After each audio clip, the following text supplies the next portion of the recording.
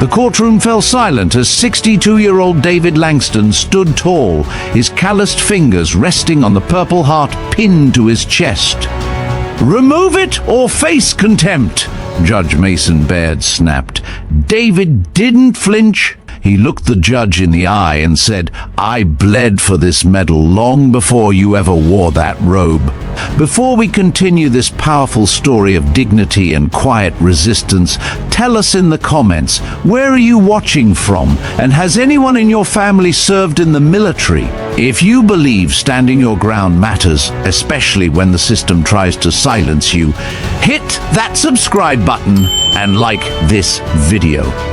Now, let's dive into how one decorated veteran's quiet courage shook a courtroom, exposed corruption, and sparked a national reckoning.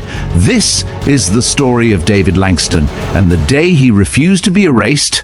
You're watching Veteranbiker. It was barely past 7 a.m. when the autumn air of Clayton, Georgia, kissed the front porch of a modest brick house. A sliver of sunlight filtered through the windows as 62-year-old David Langston stood in front of the hallway mirror, slowly adjusting the lapel of his pressed army dress uniform. His hands were worn, dark and scarred, hands that had known war, grief, and unshakable duty. His reflection stared back with quiet resolve. On his chest gleamed several decorations, but none as prominent as the Purple Heart, pinned close to his heart like a silent oath. His right leg throbbed, the pain as familiar as his name, a dull reminder of a firefight in Operation Iron Valor 3 decades earlier. Doctors had called it a miracle that he made it out alive, dragging 2 comrades through enemy fire. But David never saw it as heroism. He called it an obligation. Today, he had no battle to fight, at least not one he expected. He had received a summons to report for jury duty at the Clayton County Courthouse, a civic responsibility, something he took seriously. He'd considered requesting an exemption due to his combat injuries, but it didn't sit right with him. He'd worn the uniform to defend the system, so why shrink from participating in it? He left the house slowly, aided by a sturdy cane. As he moved toward his sedan, neighbors waved. Some knew his story, most didn't. To them, he was just the quiet widower with the military bearing and impeccable lawn. The courthouse loomed large against the pale blue sky, columns stark and imposing. Inside, polished marble floors caught the clack of David's leather shoes as he walked through the entrance. He was early. That was his way. Promptness was a kind of respect. The security station was the first sign of tension. A young officer, pale-skinned and jittery, looked up at David with suspicion. "Sir, you can't wear military regalia in here," the officer said, gesturing vaguely at David's uniform. David kept his voice even. "This isn't regalia. These are my service decorations. I'm here for jury duty." Another guard, older and with a ruddy face, stepped in. "Lose the costume, Grandpa. This isn't a Veterans Day parade." David didn't flinch. "That costume earned me this limp, son." Before the conversation could escalate, a court clerk appeared and motioned for the incoming jurors to follow. David moved forward, dignity intact. In the jury assembly room, conversations buzzed around him until they didn't. His presence was a silent magnet. Some jurors stole glances at his uniform. A few nodded. Others whispered. David took a seat at the back, posture straight as a flagpole. He didn't miss what was happening at the front. Names were being called, potential jurors questioned and dismissed, and a pattern emerged. Black candidates were subjected to more aggressive questioning and dismissed for vague reasons. David's face betrayed nothing, but inside, his military-trained mind noted the bias. Eventually, his number was called. He rose with effort, cane in one hand, and made his way to courtroom 2B, the domain of Judge Mason Baird. Baird had a reputation, strict, traditional, uncompromising. David had read about him in the paper. Headlines whispered about questionable rulings, disproportionate sentencing, and a preference for a certain type of order. As David entered, the judge's eyes immediately locked on him. The uniform, the medals, the Purple Heart. Something behind the judge's stare sharpened. Courtroom 2B was presiding over a shoplifting case. A young black man named Caleb Moore stood accused of stealing a watch from a high-end store. The evidence was flimsy. The store camera footage was inconclusive. No stolen item recovered, but the prosecutor pushed hard, citing Caleb's past juvenile offense. During jury questioning, David answered succinctly. When asked if he could be impartial, he said, "I took an oath to defend this nation and its constitution. That oath didn't end with my service. It lives with me every day." The defense smiled. The prosecutor narrowed his eyes. Judge Baird frowned. David was selected as a juror, one of two black jurors in a nearly all-white panel. Later that morning, as the jury exited for recess, David waited near the corridor, adjusting his brace. He overheard voices, a conversation around the corner. One belonged to Judge Baird. "These people think they can walk in here like it's 1963, Baird muttered to his clerk. "That guy with the medals thinks he's here to make a statement." David didn't move, didn't show a reaction, but inside something ancient stirred. It wasn't rage, it was the purpose. Court resumed. The trial proceeded slowly. Caleb's defense was sharp, but the judge's interruptions were frequent. He sustained objections that the prosecutor barely finished raising. But David focused on what mattered, the truth. Then it happened. The defense attorney asked David to clarify a point about leadership under pressure. "As a commander," David said, "you must weigh every action. You carry the lives of others in your hands. Like jurors carry the fate of the accused." Judge Baird banged his gavel. "Mr. Langston, this is not a military tribunal. Your personal experiences are not relevant." "With respect, Your Honor," David said, "I was responding to the questioners asked." The judge's face darkened. "Watch your tone." David nodded calmly. "Yes, sir." The moment passed, but the air had changed. Eyes darted between the judge and the veteran. That evening, David returned home, his leg aching worse than usual. He sat with his grandson Eli, now a second-year law student. Eli was livid. "He can't do that. There's no law banning military uniforms in court." "A judge has discretion," David replied, "but not absolute power. He's singling you out, Grandpa. You know that." David stared at the TV, muted and flickering.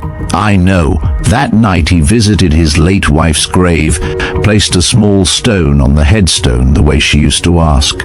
"Eve," he whispered, "I didn't think I'd be back in another war." He stood alone in the graveyard, the wind carrying the scent of pine and the distant sound of church bells. Somewhere inside, a decision had been made. The next morning he dressed again, uniform crisp, medals in place. At the courthouse, eyes followed him with a different energy. Reporters lingered near the entrance. A buzz was building. As he entered courtroom 2B, Judge Baird stared like thunderclouds. "Mr. Langston," the judge called. "Approach the bench." David did, unflinching. "I gave you an instruction yesterday. Remove those medals or be held in contempt." David's voice was calm. "With all due respect, Your Honor, this Purple Heart was awarded for nearly dying to save fellow Americans. I cannot and will not remove it." Gasps in the courtroom. "You leave me no choice," the judge snapped. "Bailiff, remove this man from the jury pool. Mr. Langston, you are fined $1,000. Pay the clerk on your way out." As David turned to leave, a hush swept the courtroom. Then, unexpectedly, an elderly white man in the back row stood. Then a woman, then a young black man came near the door. One by one they rose, silent, unmoving. Judge Baird's voice boomed. Sit down now, or join him in contempt. They sat, but the message had landed. Outside the courtroom, a teenage girl stood with a phone in her hand, the same girl from the public gallery. Mister? She asked, pointing to her screen. I think people need to see this. David looked at the clip, his refusal, the judge's fury, the courtroom rising. He nodded. Let them see. The screen faded to black, but the story was just beginning. By the time David Langston stepped out of the courthouse that morning, the air was different, not just in temperature or humidity, but in weight. Something had shifted. The teenage girl's video, posted barely 15 minutes after David left, was already climbing in views. At first, it was shared among small veteran groups. Then a local news outlet reposted it. By noon, the headline read, Veteran fined for wearing Purple Heart in courtroom. David sat at his kitchen table, legs aching, mind heavy. He had unplugged the landline to escape the constant ringing. His cell phone, though, continued to buzz. Eli was glued to his laptop, tracking the explosion of attention online.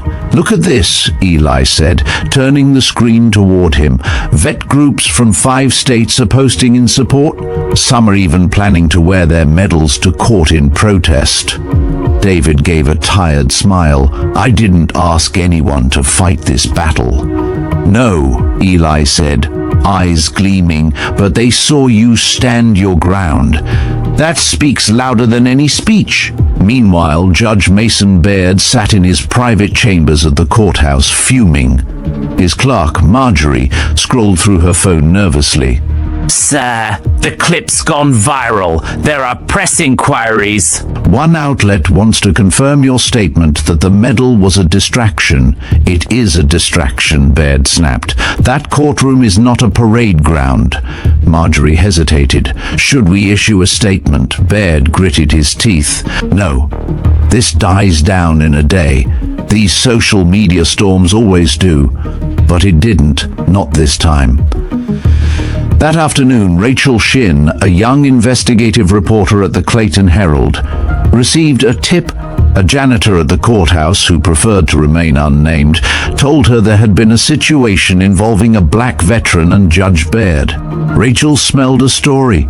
She dug up court records. Judge Baird had served for 15 years. His rulings disproportionately impacted minorities. His selection process for jurors leaned heavily toward white jurors. And now a war hero had been thrown out of court for wearing a medal. Rachel made calls. She emailed the video's uploader. She traced David's address and drove to his house that evening, finding him on the front porch with a blanket across his knees, watching the last light of day disappear. Mr. Langston? Rachel Shin, Clayton Herald. I'd like to talk to you. David didn't respond immediately. He studied her, young, sincere. He saw no hunger for exploitation in her eyes, only truth. Then sit, he said. Inside, over lukewarm tea, David recounted the events. Rachel barely interrupted, her recorder capturing every word. When he finished, she asked, why not just take it off? Would have been easier. David looked at her. Because it doesn't come off. Not in here. He tapped his chest. Not in here. He tapped his temple. Rachel wrote through the night. By sunrise, the piece was live. Judge orders decorated veteran to remove Purple Heart. Sparks outrage. The article blew up. National veteran organizations weighed in. The Veterans Unity Post issued a statement condemning Baird's actions. Major news outlets picked it up. The mayor of Clayton issued a bland acknowledgement, but pressure was mounting. That afternoon, David's daughter Naomi called. Her voice was tense. Dad, you need to be careful. Baird has connections, real ones, political, legal. People don't cross him without consequences. David chuckled, low and dry. You sound like your mother. That's because I remember what happened when you spoke out back in '97. David grew quiet.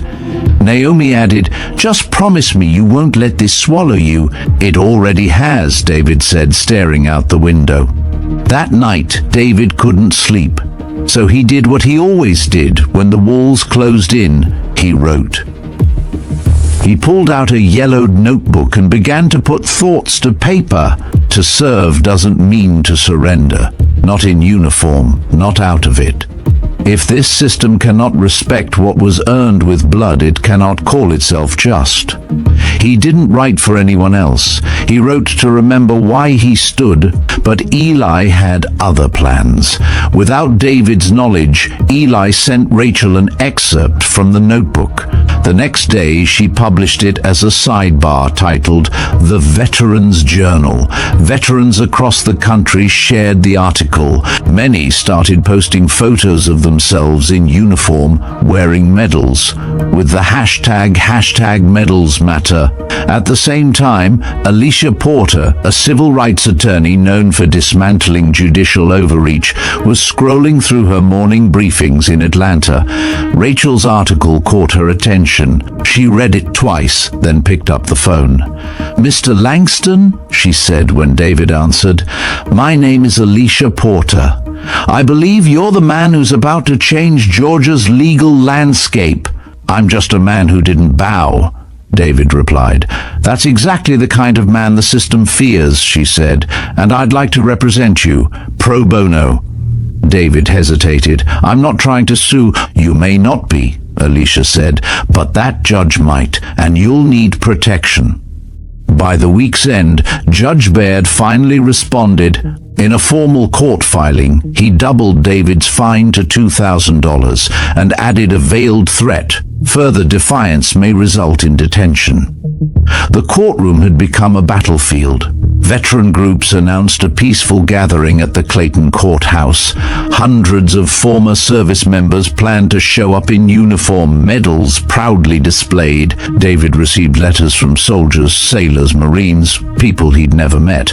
One from a retired Army medic read, "I wore my uniform to court once. Was told to remove it. I did. I've regretted it for 20 years. Thank you for not doing what I did." Then a new twist emerged. A woman named Melissa Carmichael emailed Rachel. She had once worked inside Judge Baird's administrative office. Her message was short: "He changes jury pools manually. Always has. I have proof." Rachel met Melissa in secret. The documents she provided showed names crossed out, highlighted, replaced, jury lists that had been altered, always against demographic trends.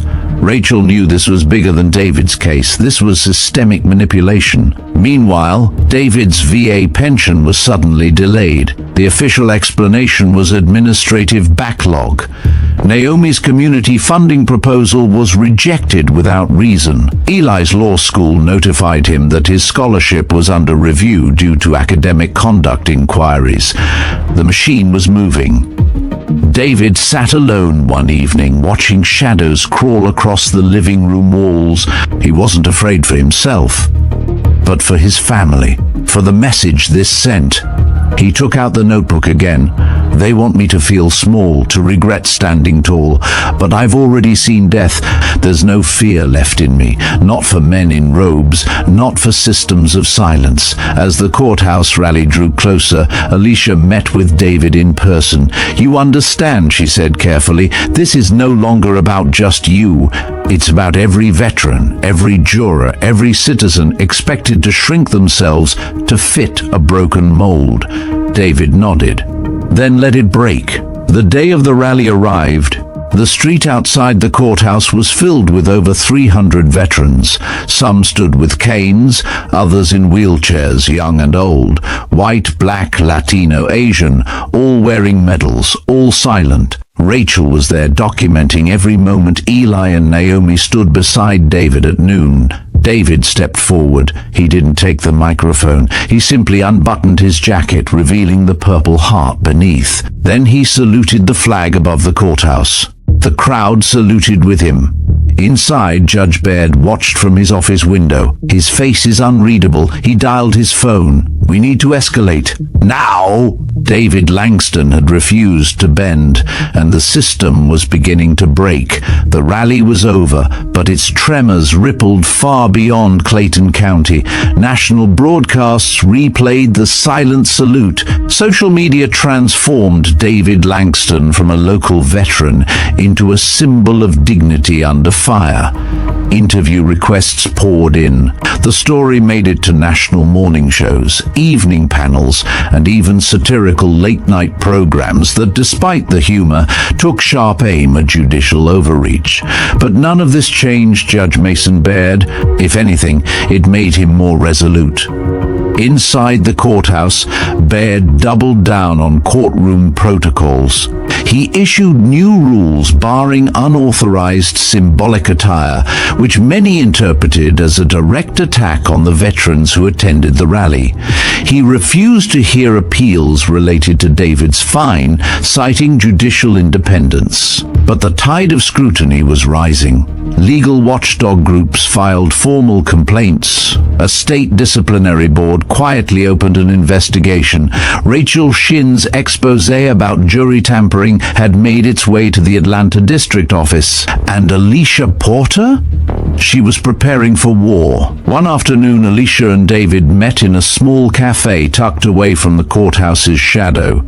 She laid out a thick folder. "David, this is where it starts," she said. "We're filing a federal civil rights lawsuit. Not just for you, but to expose jury manipulation, discriminatory patterns, and retaliatory abuse of power."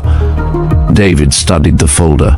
"I never thought I'd be at the center of something like this." "That's why it works," Alicia replied. "They underestimated you.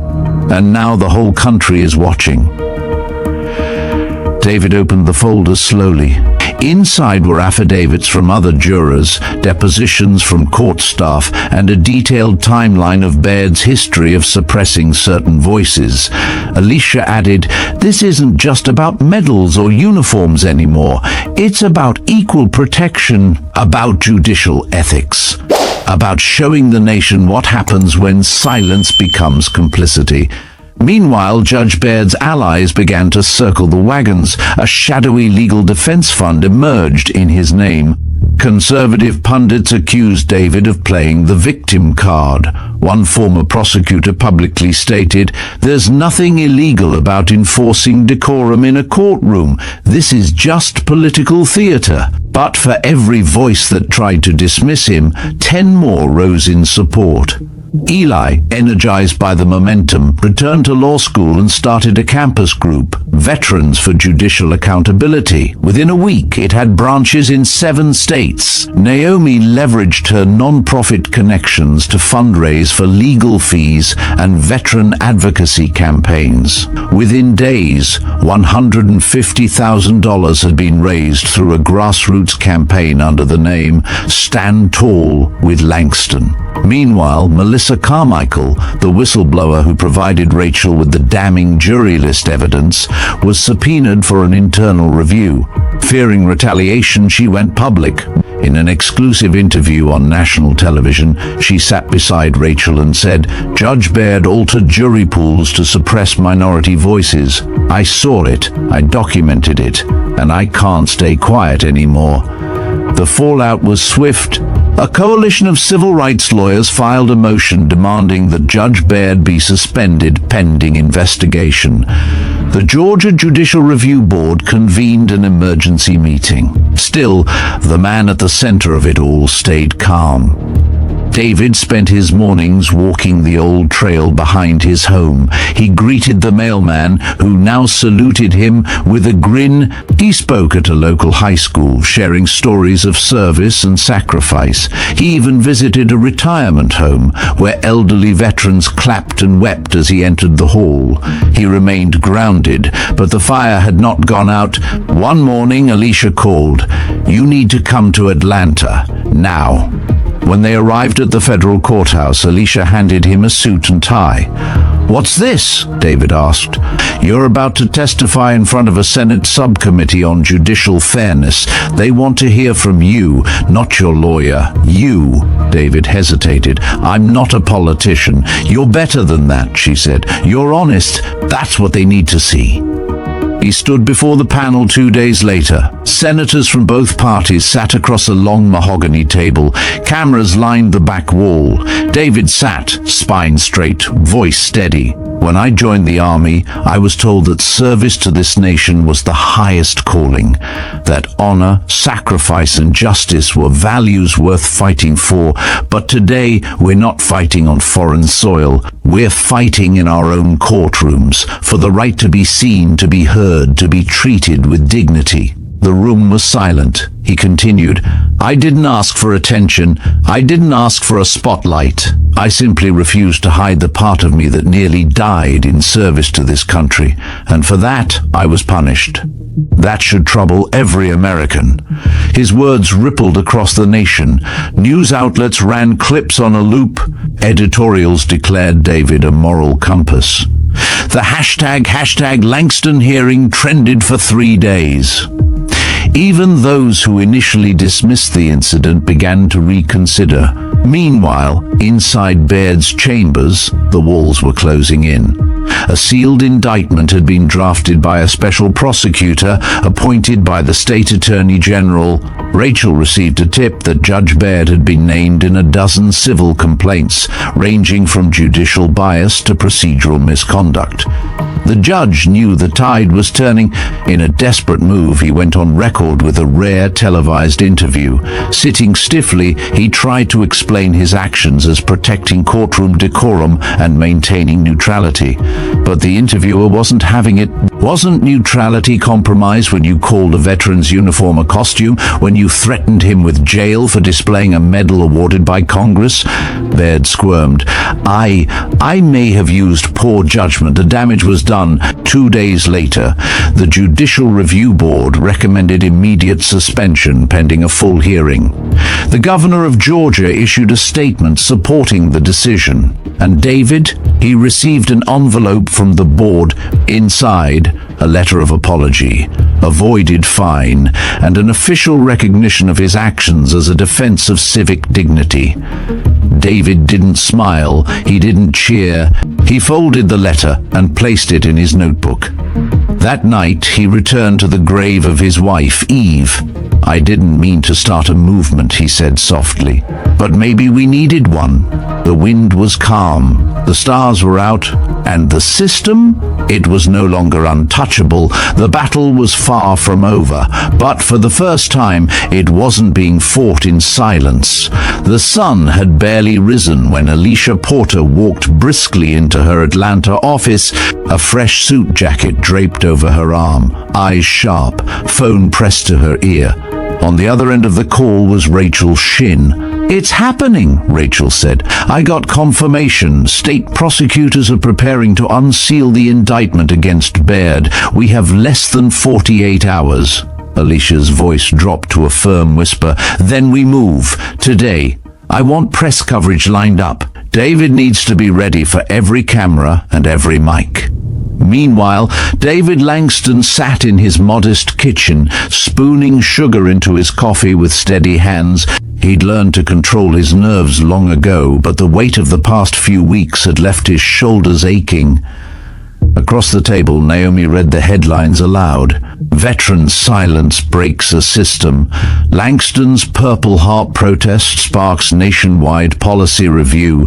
Judiciary in crisis over decorated soldiers' expulsion." David gave a quiet nod. "They're not headlines. They're accountable." Eli arrived minutes later, clutching a leather binder. "Dad, it's getting serious. We got asked to testify before a legal ethics board in Washington. You, me, Alicia. They're framing this as a turning point in judicial history."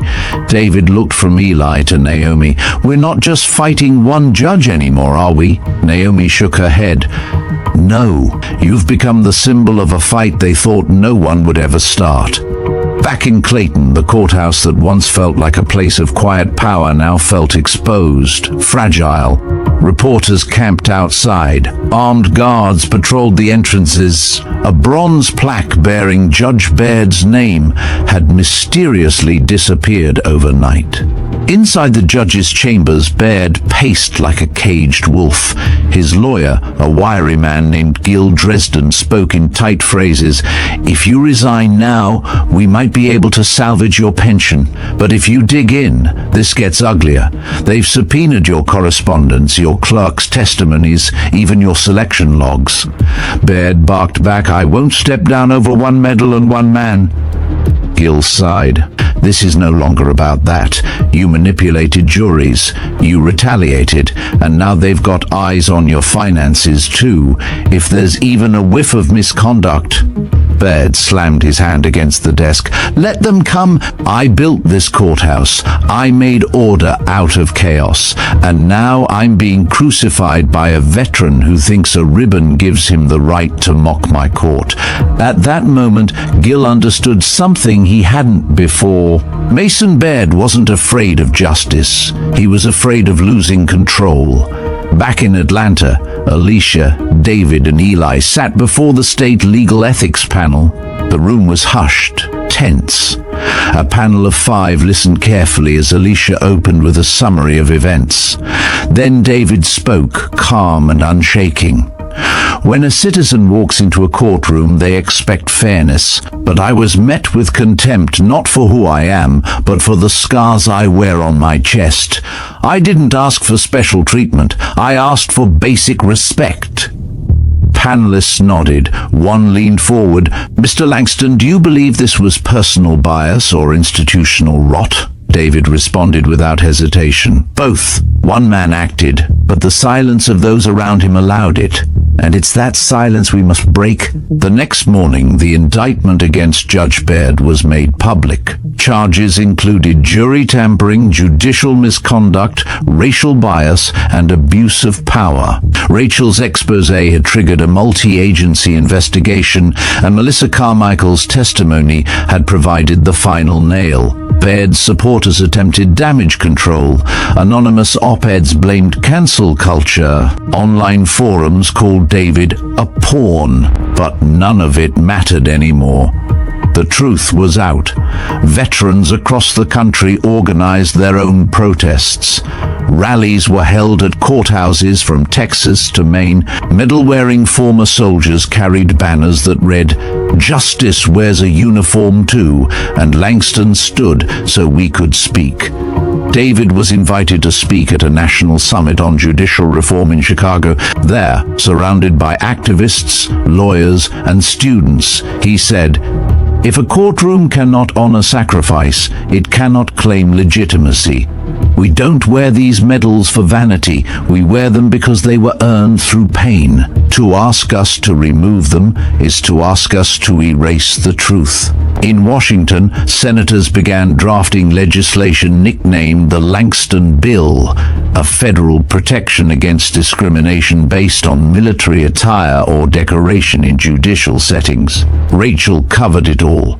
Her articles now syndicated in over 60 newspapers nationwide. Then came the bombshell. A second judge from a neighboring district stepped forward, admitting that he too had altered jury compositions based on community dynamics. He resigned before the ethics board reached him. A third judge was suspended. What began as one man's silent protest had become a floodgate. Late one night, David received a letter from a young army recruit.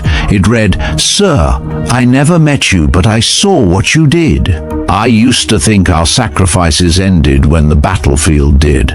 Now I know the battle just changes ground. Thank you for fighting for us where no one else could." David folded the letter, tucked it into his notebook beside Eve's photo. Meanwhile, Alicia walked into the office of the Georgia State Bar with a new folder. "What's this?" the clerk asked. Alicia smiled. "Formal complaint. Judge Baird's former clerk just turned over emails. Proof he instructed staff to remove certain surnames from jury lists." The clerk's eyes widened. "It's over for him." Alicia nodded. "It should be, but we're not stopping with him." Outside, protesters continued gathering, not in rage but in purpose. The courthouse had become a symbol, not of authority but of accountability. At home, David placed his Purple Heart back into its display case. He looked at it not as a medal but as a reminder. That silence is never neutral. That truth, once spoken, cannot be ignored, and that even a quiet stand can shake the foundations of the powerful. The early morning fog rolled over the Georgia hills like whispers from an old battlefield. At his home, David Langston sat on the porch, watching the mist cling to the grass. The Purple Heart now rested quietly in a small glass box beside him, not as a provocation, not as defiance, but as remembrance. It was never about the medal, it was always about what it represented. In Atlanta, Alicia Porter had just finished her 4th interview of the day. No, she told one reporter, this isn't just a civil rights case, it's a constitutional moment, one where the rule of law confronts the abuse of authority. Her inbox buzzed constantly. Non-profits, congressional aides, military families, they all wanted one thing, a plan, not just for justice, but for reform. That afternoon, Rachel Shin entered the newsroom of a national media outlet. She wasn't there to file a piece. This time, she was invited to lead a televised roundtable on judicial accountability.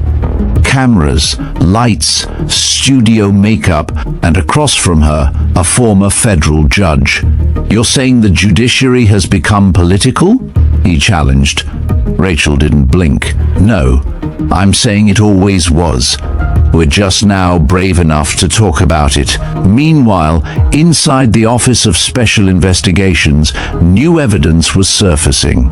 A whistleblower named Eric Tomlin, who had worked in the court's IT department, turned over metadata proving jury list manipulation going back 7 years. Alicia's legal team incorporated the findings into their federal case. The class action lawsuit now included 47 plaintiffs, defendants whose trials were potentially compromised under Baird's tenure.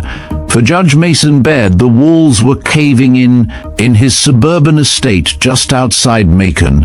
Baird sat in silence while Gil Dresden, his attorney, read aloud the newest allegations, emails, financial inconsistencies, recordings. The doorbell rang. An FBI agent served Baird with a formal subpoena. He was to appear before a federal grand jury in 30 days. Back in Clayton, the courthouse stood eerily quiet. Where once protesters marched, now inspectors scoured records. And inside a sealed courtroom, a quiet ceremony took place.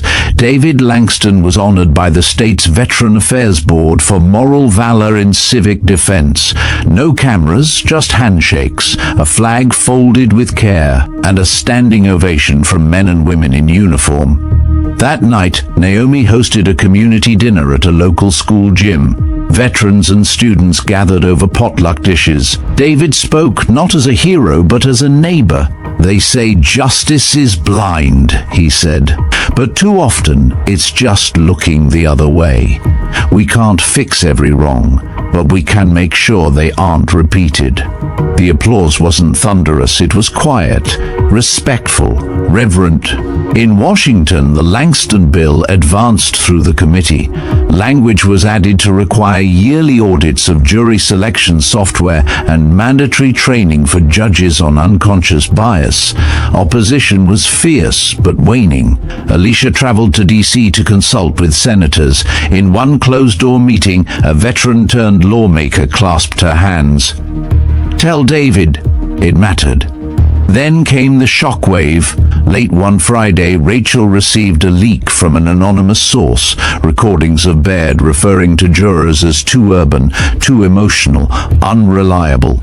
The audio was real, crude, unfiltered. She verified it twice, then broke the story.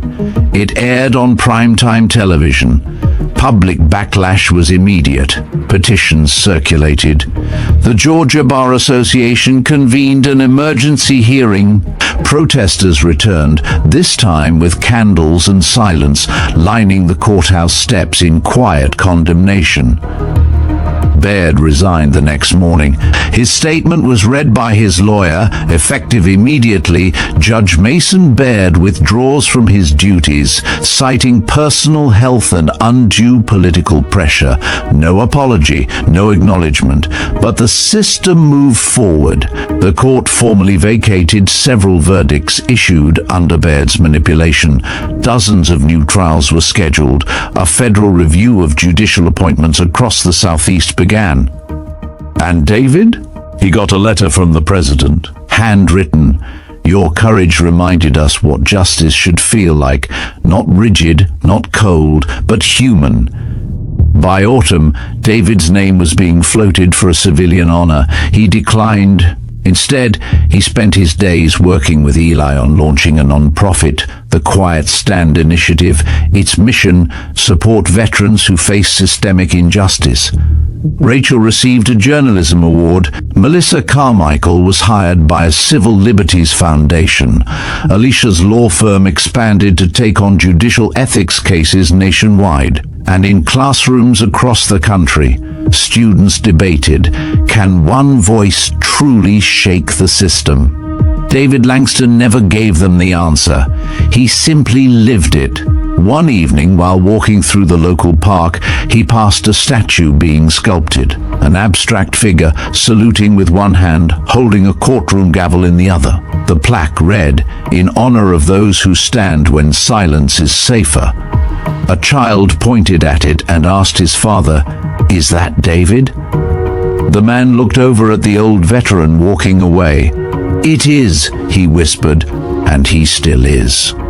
The air inside the Senate hearing room was thick with tension as the Judiciary Oversight Subcommittee convened to hear testimony related to the Langston case. Cameras buzzed. Dozens of reporters lined the walls, scribbling notes, adjusting lenses. At the center of it all sat David Langston, dressed not in uniform, but in a plain navy blue suit. He had refused to wear his medals to the hearing. When asked why by a journalist, he'd answered, "This fight isn't about what I've worn. It's about what they've tried to strip away." The committee chair, Senator Alondra Morales, a former prosecutor and Army widow, tapped her gavel. "We begin this session with recognition that public trust in our judicial system has been compromised. Mr. Langston, thank you for being here." David's voice was calm. "Thank you, Senator, and thank you for listening." His testimony was riveting, not a performance, but a reflection of purpose. He recounted not only the moment he was told to remove his medal, but what it represented, Eve's name etched into the memory of every step he took, his fallen comrades, the nights he spent in foreign deserts wondering if justice was more than a word back home. As he finished, the entire room stood in silence. Even the skeptical senators couldn't summon a counter. Outside the chamber, the hashtag Langston Legacy trended globally within hours. Meanwhile, Alicia and Eli met with a coalition of legal scholars and veteran advocates.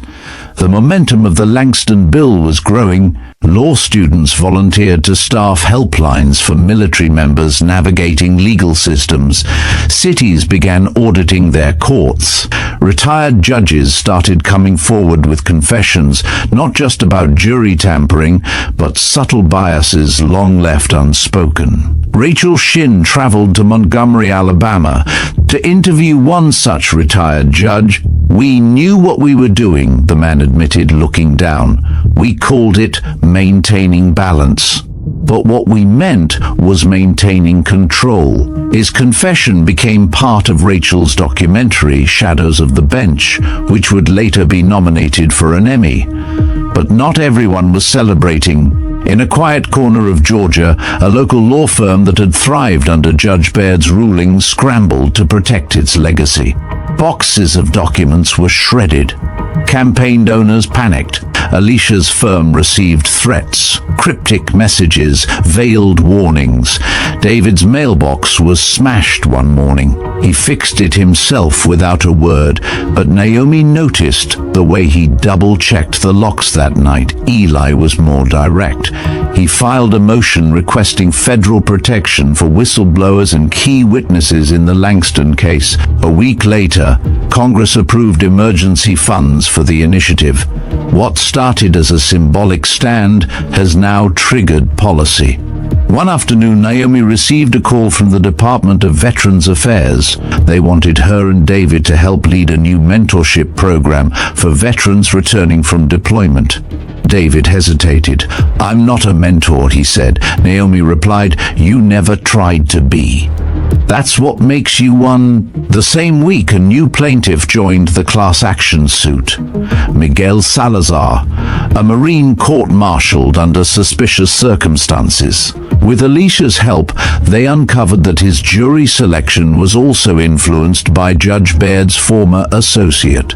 His conviction was vacated within days. That triggered a cascade. 28 more cases across 3 counties came under scrutiny. In D.C., the Langston bill faced its first real obstacle. A powerful senator, Harold Winter, claimed the bill was an overreach, a populist weapon against judicial independence. But Rachel uncovered that Winters had received large donations from several judicial lobbying firms tied to the courts in question. She published the exposé with documented receipts. Within a week, Winters stepped down from the committee.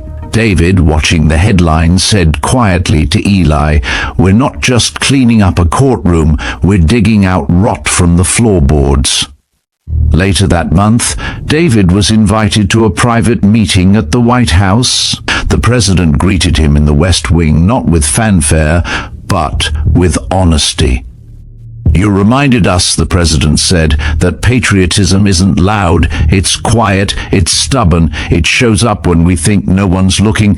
He offered David the Presidential Medal of Freedom. David declined. "Not for me, not yet. Maybe later, when we've built something that lasts." The president smiled. "Then let's get to work." As the Quiet Stand initiative launched chapters in 6 states, a new movement was taking hold, not one fueled by outrage but by structure.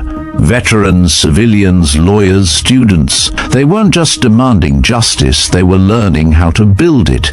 In Georgia, where it all began, the courthouse where Judge Baird once presided was renamed. The new name, the Eve Langston Hall of Justice. David stood outside it on the day of the renaming, looking up at the fresh stonework. A young woman approached him. "Mr. Langston, I'm studying to be a lawyer. My dad was a medic in your unit. He told me how you carried him out under fire. He never forgot, neither did I."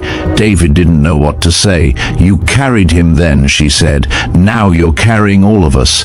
And he realized it was never about the medal, it was about the weight.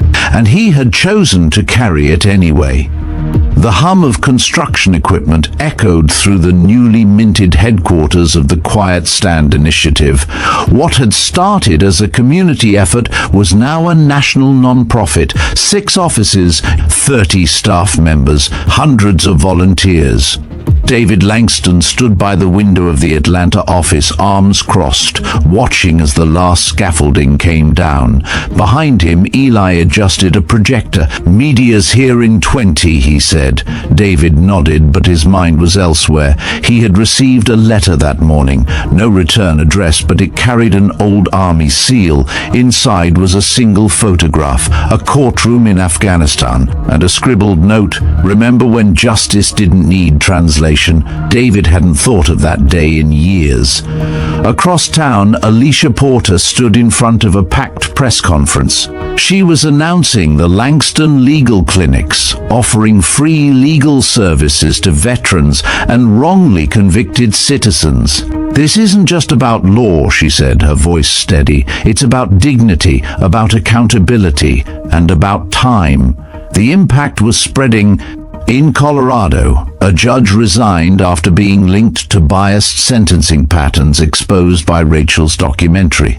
In Texas, a retrial was ordered in a case tied to software that had silently flagged Black and Hispanic jurors for removal. And in Georgia, a bipartisan vote passed a bill requiring transparency in judicial campaign funding, one of the first of its kind.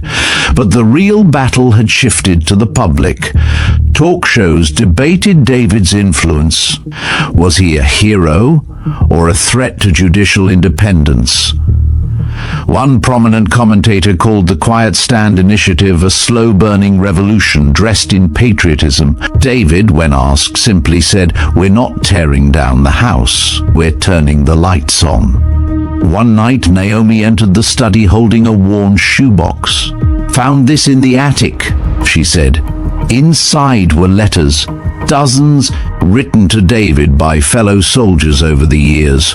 Some of the men who hadn't made it back. One read, "If you're reading this, you outlived me again, old man. Don't waste it." David stayed silent for a long while. Then quietly, he started reading them aloud. Meanwhile, opposition forces weren't sitting still. A lawsuit was filed claiming the Quiet Stand Initiative was violating ethics laws by influencing judicial processes. Conservative PACs launched ad campaigns attacking David, using old war footage and splicing his image with misleading slogans. Someone even tried to hack into Alicia's firm database. But for every push, there was pushback. Veterans flooded online forums defending David. Law professors submitted legal briefs in support of the Langston bill. A group of law students staged a sit-in at the University of Alabama's law school, demanding curriculum reform. Rachel's next story exposed the very PACs funding the opposition, several of which had ties to private prison contractors. And then came the defining moment. A former juror from the original Langston incident, now living in Florida, went on national television. Her name was Edith Monroe. I was on the panel when they told him to take off that medal. I felt sick about it for years. I wish I'd stood up then. I won't stay silent now. Her confession broke open a new wave of testimonies. Other jurors, court clerks, even a deputy, all began speaking out. One former court translator recounted how Baird would instruct him to soften his translations if the defendant looked too educated. The judge's legacy was being dismantled, one truth at a time. In response, the Georgia Supreme Court announced a comprehensive investigation into judicial ethics dating back 2 decades. It was unprecedented, and it was long overdue. David traveled to New York to speak at the Veteran Leadership Summit. During his address, he paused mid-sentence and held up a small, worn photo, the same one from the mysterious envelope. "This," he said, "is the face of a justice system that didn't need subtitles, because honor was the only language it spoke." The room fell silent, then erupted in applause. Later, backstage, a young Afghan-American woman approached him. "My father was the interpreter in that courtroom. He always said, 'That soldier looked at me like I mattered.' He never forgot that." David put a hand on her shoulder. "Neither did I." As the months passed, the Langston legal clinics expanded to 10 states. Congressional hearings on judicial reform continued. The Quiet Stand Initiative began drafting a Judicial Integrity Index, a national database of ethical violations designed to be accessible to the public. The press called it bold. Judges called it dangerous. David called it necessary. And through it all, David still walked every morning past the courthouse bearing his daughter's name. He no longer walked alone. Every week someone new joined him. A young attorney, a father who lost his son to an unjust verdict, a former inmate who'd just had his conviction overturned. They didn't always talk. Sometimes the silence said enough, because now when justice spoke, people finally listened. On the morning of the official rollout of the Judicial Integrity Index, storm clouds loomed low over Washington, D.C. Despite the heavy sky, the mood inside the Capitol was electric. The public gallery was packed. Reporters jostled for space. Law students held handmade signs that read, "Truth has a record now, and transparency is justice." David Langston arrived in a crisp grey suit flanked by Alicia and Naomi. Eli, already inside, had prepared a full presentation. The index was a digital repository of confirmed judicial ethics violations, designed not to shame but to inform. It was built to be searchable by court, judge, and type of infraction, with verified documentation attached. As the Senate subcommittee called the session to order, one of the newer senators, Kayla Dorsey, a former federal defender and daughter of a Vietnam veteran, took the floor. "This is not a witch hunt. This is a reckoning, and this is long overdue." But before the presentation could begin, a senior committee member, Senator Mortensen, interrupted. He questioned the legality of the database, calling it an unregulated leak machine. David rose calmly and said, "Then regulate it, but don't silence it." A hush fell. The session continued.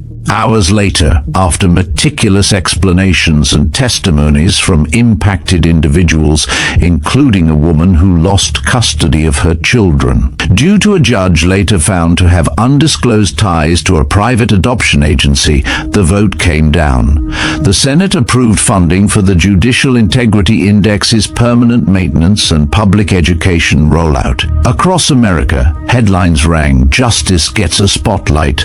The Wall Street Journal ran a cover story titled, "From Medal to Movement, the Quiet Rise of David Langston." But not all lights were focused on progress. One evening, Naomi was walking back from a dinner event when a black SUV began trailing her down a quiet residential block. She noticed it too late. A masked man exited and approached. "Tell David to stop, or we will." Before she could respond, the man vanished, leaving only a white card with the judge's gavel printed on it. Shaken but unbroken, Naomi reported the threat. Eli insisted they go public. David disagreed. "We don't lead with fear," he said. Instead, he contacted a retired FBI colleague, Samuel Ruiz, who agreed to quietly look into the threat. What Ruiz found was chilling. A loosely affiliated underground network, former operatives, rogue judicial enforcers, and shadow lobbyists, had labeled David a systemic destabilizer, their goal to intimidate, discredit, and if necessary, eliminate him. Rather than recoil, David addressed it in a televised interview with Rachel. "They call me a destabilizer. I ask, destabilizing what? Injustice? Corruption? Then I accept the title with pride." The backlash to the threat galvanized supporters. A march in Atlanta, led by veterans and law students, drew over 30,000 participants.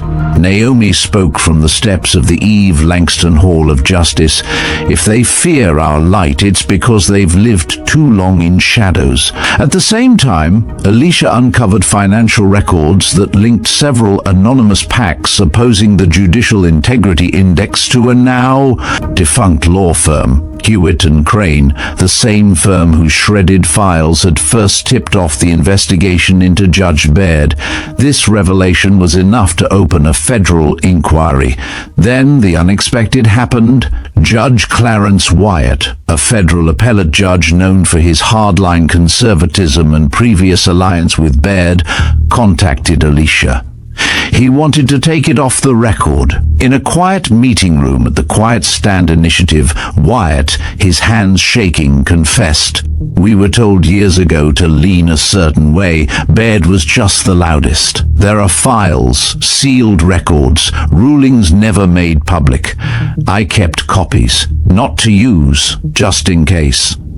I guess this is that case." The files, once authenticated, revealed a decade of concealed judicial misconduct, misconduct, manipulated rulings, concealed conflicts of interest, and ex parte communications in high-profile cases. The implications were staggering. David stood at the front of a town hall meeting shortly after. Hundreds watched in silence as he said, "This isn't just about justice denied, it's about silence sold.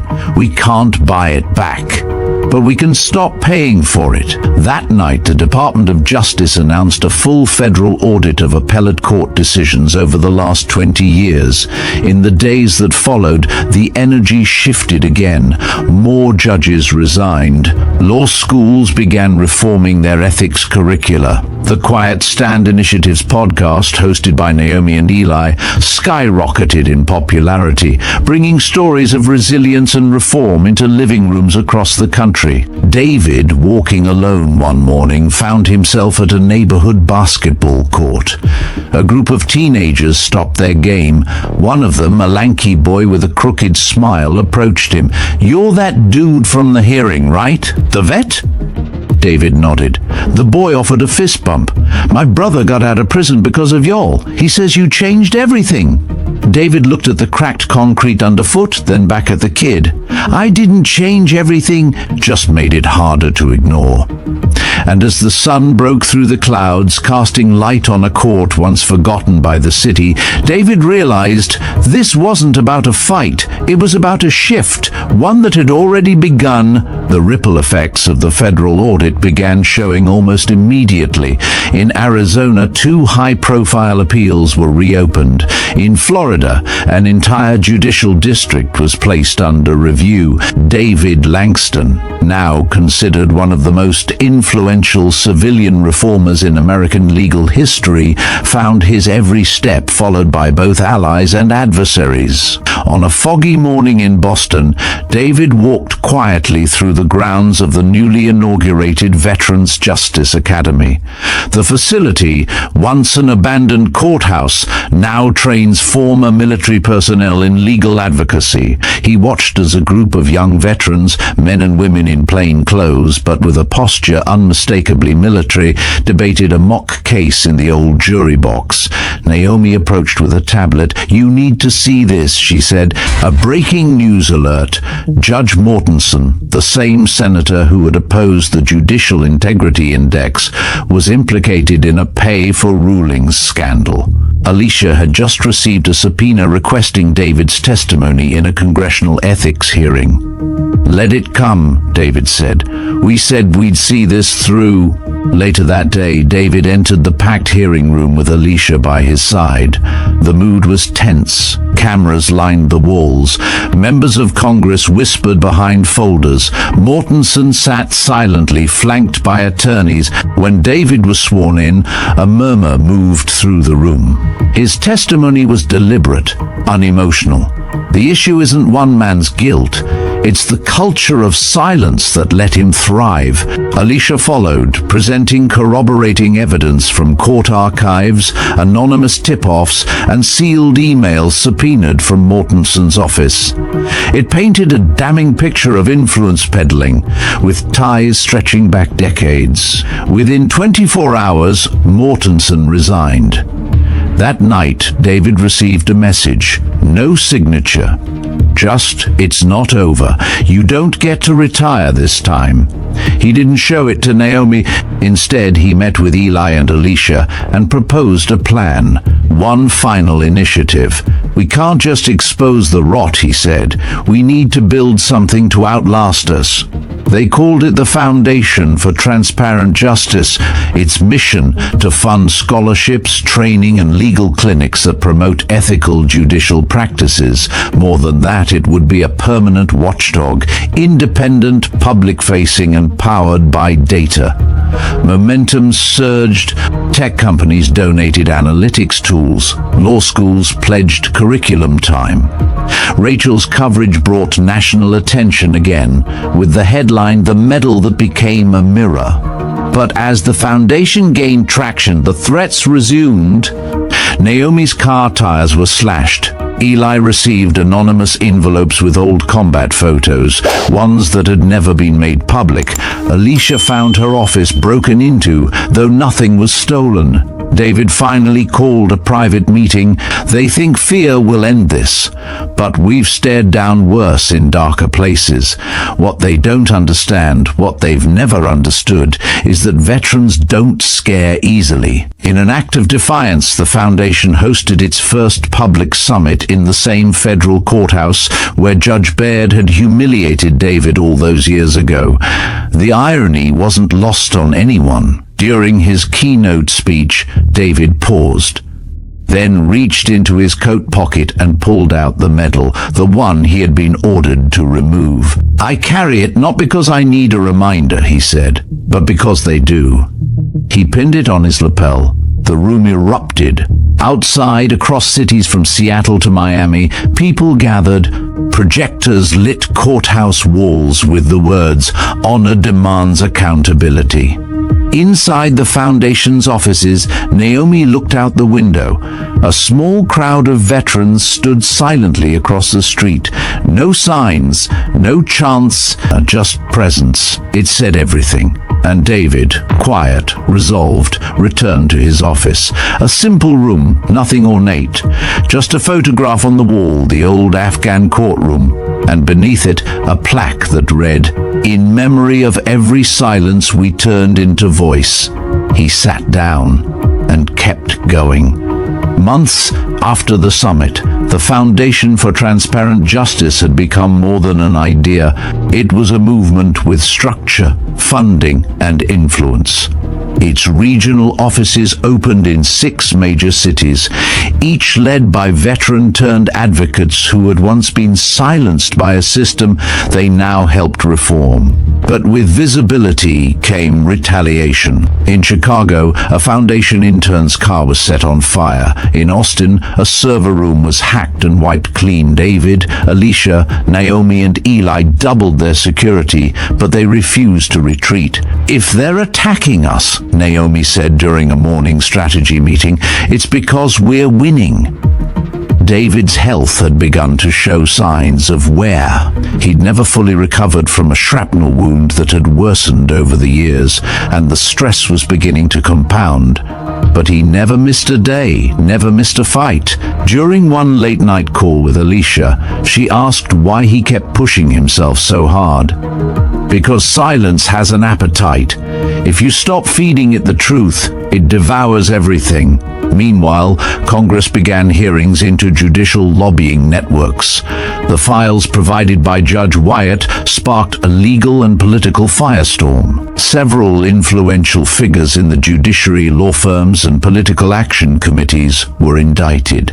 The country watched, stunned, as names once synonymous with power were led away in cuffs. At one point, a U.S. Marshal approached David outside the courthouse. "You know you changed the rules of the game, right?" David just nodded. That was the point. Despite the whirlwind, David never sought personal attention. He declined interview requests from international media, refused honorary degrees, and avoided speaking engagements unless they were tied directly to foundation work. He stayed focused. And then the invitation came. A new administration, swept into power on the promise of reform, had nominated David Langston to receive the Presidential Medal of Freedom, the highest civilian honor in the nation. The president's note read, "You took a symbol meant to shame you and made it a standard. It's time the nation honors that." David hesitated. The same medal Judge Baird had tried to strip from him would now be reinforced by the Oval Office. It felt full circle and yet incomplete. He accepted, but only under one condition: the ceremony would take place at the Veterans Justice Academy, not the White House. The president agreed. On the day of the award, hundreds gathered at the old Boston courthouse, now repurposed into a beacon of education and accountability. Veterans stood shoulder to shoulder with young law students. Naomi and Eli stood near the front. Alicia was already seated beside the stage. David entered slowly, supported by a cane but with eyes sharp as ever. As the president approached, the room quieted. "Today we honor a man man who reminded us that patriotism isn't obedience, it's responsibility. Those medals don't define heroes, actions do. And that sometimes the most courageous thing a person can do is refuse to be quiet. He turned to David and clipped the new medal beside the old one. David looked out over the audience. For once, he allowed himself a moment of stillness. "I accept this not because I need it," he said, his voice strong, "but because it belongs to every person who said no when silence asked for more." Thunderous applause followed. Rachel's live coverage captured the image that would go viral across the world. David, 2 medals on his chest, standing in front of a courthouse turned academy, backed by those he had inspired. But it didn't end there. Weeks later, the foundation launched the Langston Archive, a permanent open-source record of every whistleblower report, judicial audit, and court reform initiative inspired by the movement. Universities pledged access. Civil rights groups contributed data. Even law enforcement agencies began internal audits based on other standards. In one of the last meetings before David formally stepped down from daily operations, he sat with Naomi, Alicia, and Eli. They shared coffee, laughter, and reflections. "You built more than a response," Eli said. "You built a framework." David nodded. "We didn't build it alone, but we made sure it could stand without us." On his final day, David walked alone through the hallways of the Veterans Justice Academy. He paused at a small installation near the entrance, a display featuring the old uniform he wore in Afghanistan, a photo of Eve, and the first medal. He smiled faintly, then he turned and walked into the courtyard, where a new class of veterans stood in formation. As he approached, one of them broke rank, saluted, and said, "Sir, we'll take it from here." David returned the salute, and in that moment, surrounded by legacy, by purpose, by a future bigger than himself, he finally let go. But the echo of his voice, his conviction, his defiance in the face of injustice, remained, not as noise, but as a structure, as a foundation. The first winter after David stepped down arrived harsh and early. Snow blanketed the streets of Boston, casting the Veterans Justice Academy in a quiet stillness. Like a cathedral of reflection, David, though officially retired, visited often, walking its long corridors and sitting quietly at the benches outside classrooms. His presence was a comfort to the students, a living monument. But beneath the peace, tremors stirred. In early December, a leak appeared on an anonymous legal forum, an encrypted database revealing that several sitting federal judges, untouched by the previous reform wave, were using offshore trusts to conceal financial conflicts of interest. Among the names, Judge Rebecca Lang, a once respected reform ally and a vocal supporter of the Langston Archive. The news sent shockwaves. Pundits and public figures scrambled to control the narrative. Naomi received an urgent call from a whistleblower claiming internal sabotage. Someone was using the foundation's own audit tools to discredit its early supporters. Alicia pulled Naomi aside. "We built this to survive us. Now someone's trying to weaponize it." They met David at his small apartment where he'd been rereading handwritten letters from veterans around the country. When Naomi explained the breach, David didn't flinch. Instead, he handed over a dusty binder. "I've been keeping this since we started," he said. "Every irregularity, every blind spot I noticed but didn't act on." Inside were patterns, quiet resignations, unannounced server transfers, FOIA requests that had gone mysteriously unfulfilled. The Foundation's own infrastructure had been infiltrated long before the archive ever launched. The team reassembled quietly at night in a borrowed library hall, just like the early days. Alicia cross-referenced the binder with the leak Eli traced IPs.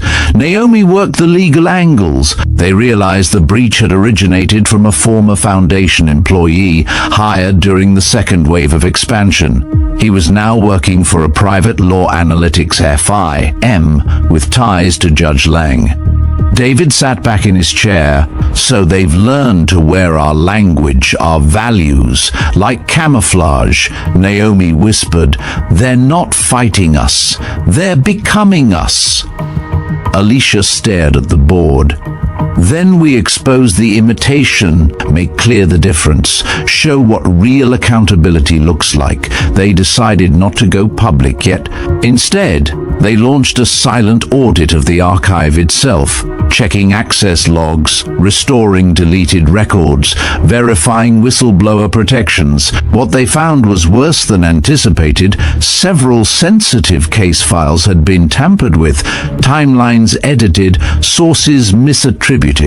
Eli created a digital fingerprint system to verify document integrity. Naomi drafted an internal report that would later become a model for all future watchdog institutions. Alicia prepared for legal battles, but David did something different. He began writing. Every morning before sunrise, he would sit at his kitchen table with a battered legal pad.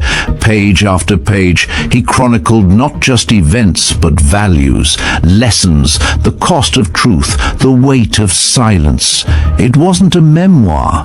It was a manual for endurance. When Naomi asked what he planned to do with it, he said simply, I'm leaving something behind that can't be edited. By February, they were ready. A joint press conference was held, not in Washington or New York, but in a modest community hall in Detroit, the city where the first Langston clinic had been firebombed and rebuilt. Naomi took the podium first. Accountability is not a moment, it's a method. And like any system, it must include checks, even on those who built it. Alicia outlined the tampering. Eli presented the new security protocol. Then David stepped forward. He looked older, thinner, but his voice had never been steadier. Let this be proof, he said, that integrity isn't an image you protect. It's a habit you practice every day, especially when it costs you. The fallout was immediate. Judge Lang resigned. The private firm lost 3 government contracts. Several compromised cases were reopened, and the foundation, though bruised, emerged not weakened but refined. The movement had survived its first betrayal from within. Back in Boston, David finally handed Naomi the finished manuscript. It was titled The Quiet War: What We Fought and Why. He smiled as she turned the pages. Now, he said, let's make sure it outlives us. Weeks passed quietly. The snow melted into slush, then into spring puddles that reflected the marble facade of the academy. But for David, time had shifted. His steps had slowed. His appetite, once insatiable for action and insight, gave way to long silences and deeper reflection. In March, David received a letter, not an email, not a message, but a carefully handwritten note on cream-colored stationery. It was from a young woman named Lena Walker, a second-year law student at Georgetown. Her father had served with David in Kandahar. He had died in combat. Lena's note was simple. I never got to meet him, but I'm here because of what you stood for. Thank you. David sat for nearly an hour with the letter in hand before replying. His words were fewer now, slower, but heavier. Lena, you are the reason we did all this. Never underestimate the weight of legacy, but remember, it's not a burden. It's a baton. Run with it. By April, whispers began that David was unwell. Naomi noticed it first. His eyes lingered longer on empty hallways, his pauses during conversations more frequent. But he refused medical intervention, choosing instead to complete one final act. He donated the entirety of his personal archives, notes, letters, field reports, the first copy of The Quiet War, to a new public collection being developed at the Academy. He asked only that no statue be built in his name. Statues get pigeons, ideas fly higher. Alicia quietly arranged a private dinner. Just the core team. The four of them sat around a modest table at a bistro tucked away in Cambridge. They didn't talk about politics or court cases. They talked about books, children, and sunsets in foreign lands. And when the bill came, David reached for it. "I insist," he said, smiling faintly. "It might be my last tab." That night he hugged each of them longer than usual. The next morning, Naomi found a sealed envelope in her office mailbox. It was marked simply, "In case I'm not there." Inside was a short note. "You know what to do. Trust your gut. Trust each other. Don't let them rewrite it." 1 week later, David Langston passed away in his sleep. No hospital, no fanfare, just peace. News of his death spread like fire through dry leaves. Within hours, tributes poured in from every corner of the nation. Veterans lit candles at clinics he helped establish. Law schools held silent vigils. The president issued a statement. America has lost a guardian of its conscience. At the memorial held at the Academy, there were no elaborate floral arrangements. Just a podium, a folded flag, and a pair of combat boots placed at the foot of his favorite bench. Naomi delivered the eulogy. He taught us that courage doesn't always roar. Sometimes it writes, sometimes it builds, and sometimes it simply refuses to vanish.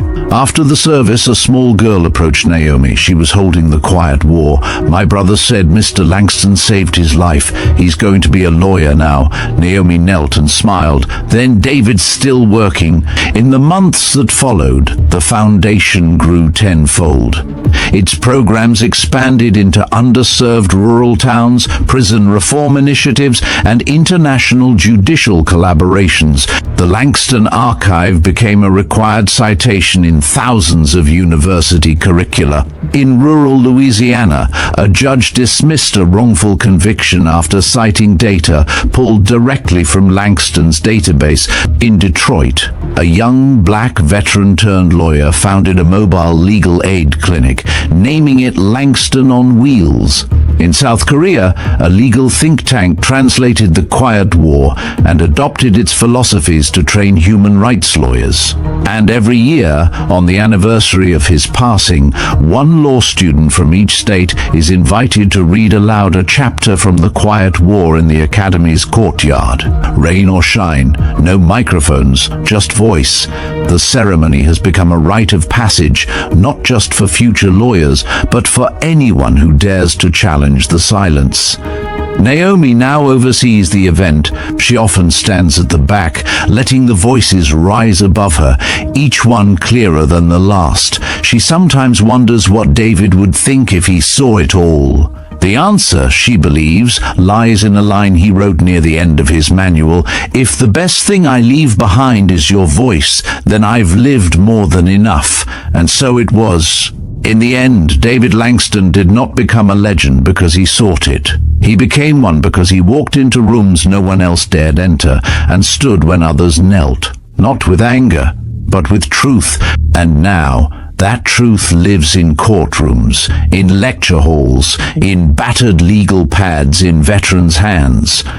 It echoes in a folded flag and a pair of worn boots, and in every young voice that dares to say, "Not again, not on my watch."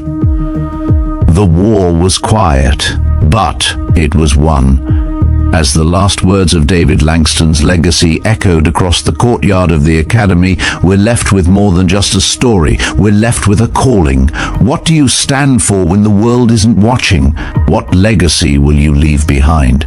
David didn't seek glory. He didn't wear his medals to be admired. He wore them to remind others of what mattered: duty, truth, and justice. And when a judge ordered him to remove that medal, it didn't strip him of honor.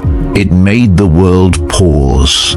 And in that pause, truth found its way to the surface. Through every step of this journey, from humiliation in a courtroom to systemic reform, from threats behind closed doors to whispered words of support across the nation, David Langston remained unshakable. And in doing so, he didn't just defend his name. He rewrote history for every veteran, every whistleblower, every voice ever silenced by power. And now, as the screen fades, we ask you, have you ever been told to step back when you knew you were right? Have you ever been underestimated because of your silence? Because sometimes the quietest voices carry the loudest truths. Here on Veteranbiker, we share stories that matter. Stories like David's remind us all of the quiet strength it takes to stand firm, even when you stand alone. If this story spoke to you, inspired you, or made you think about the power of truth and courage, be sure to like this video, subscribe to Veteranbiker, and turn on that notification bell so you never miss the next story. And tell us, where are you tuning in from today? Which part of David's journey resonated with you the most? Drop us a comment below. We'd love to hear your thoughts. And if you're ready for more, there are more powerful stories now appearing on your screen. Stories of quiet heroes, stories of honor, stories of resilience. Thank you for riding with us today. Thank you for remembering David Langston. And until next time, stay strong, stay true, only on Veteranbiker.